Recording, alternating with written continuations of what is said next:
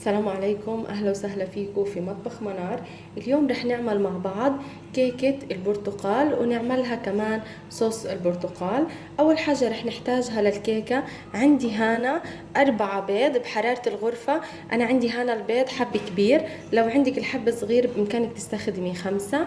وعندي هنا كاسة ونص من السكر، ونص كاسة من الزيت النباتي، عندي كاستين ونص من الطحين الأبيض المنخول، وعندي كاسة من عصير البرتقال الفريش، وعندي بشر برتقال، وعندي هنا 2 فانيلا و3 بيكنج باودر، وعندي طبعا طنجرة او قالب الكيكة اللي انت بتفضلي، وطبعا دهنته بسمنة او زبدة وغبرته بطحين. واليوم رح اعمل الكيكة بالخلاط، وهلأ رح نبدأ نعملها مع بعض. عندي هنا بشاف الخلاط رح احط البيض، وراح اضيف لهم الفانيلا، راح اضيف بشر البرتقال، وهلا راح اشغل الخلاط.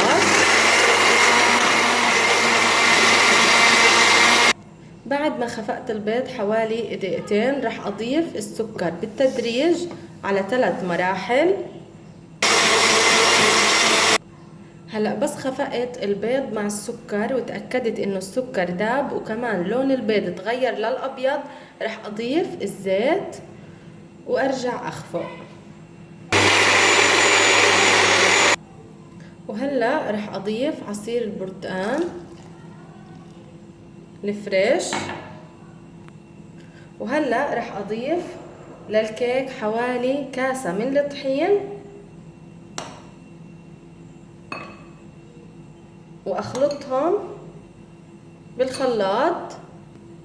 وهلا رح اضيف خليط الكيك في صحن غميق، وراح اضيف كمان حوالي كاسة من الطحين، وبالمضرب اليدوي اخلط الكيكة مع الطحين.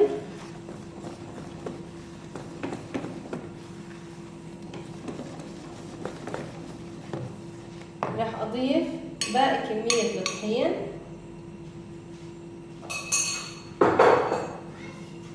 واخلط.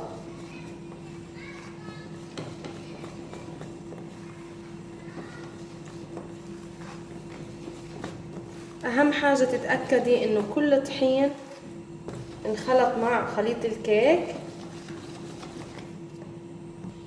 وهلا رح اضيف البيكنج باودر، ورح احرك منيح لعند ما كل خليط الكيك يتجانس مع بعض. وهلا بهذا الوقت انا شغلت الفرن، رح اخليه يحمى منيح عشان ادخل الكيك. وهلا رح انزل خليط الكيك للقالب،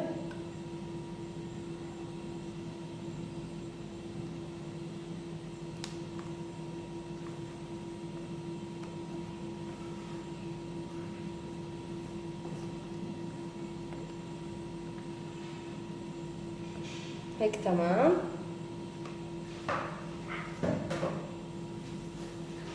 وهلا رح افوتها الفرن، درجة حرارة الفرن تكون 180 او هادية تماما.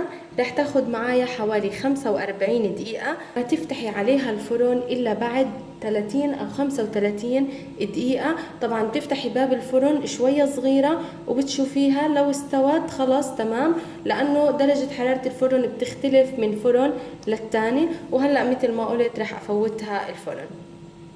وهي الكيكة بعد ما طلعتها من الفرن أخذت معايا بالضبط 45 دقيقة. رح أعمل لها اختبار، رح تلاقيها مستوية وما بيطلع معاكي إشي. وهلأ رح أقلبها.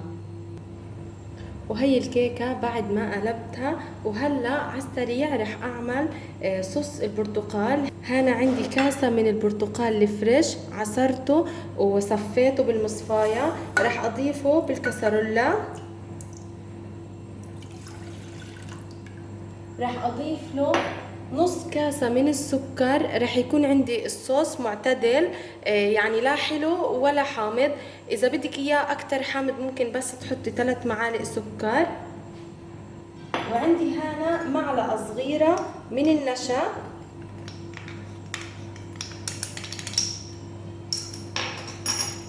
رح أحركهم على البارد مثل هيك، وأحطهم على النار وأخليه لعند ما يغلي ويتماسك. ما بدي إياه يكون جامد كتير.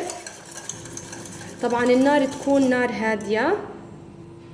وهيك الصوص صار جاهز. شوف القوام كيف متماسك بس مش جامد كتير مثل المهلبية. وهلأ رح أضيف الصوص اللي عملناه للكيك بالشكل هذا.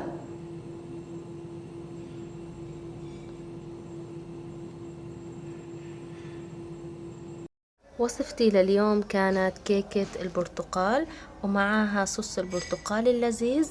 إن شاء الله تكون نالت إعجابكم. لا تنسوا تعملوا لايك وتشتركوا بقناة مطبخ منار، وتابعوني على صفحتي على الفيسبوك مطبخ منار. شكرا للمتابعة.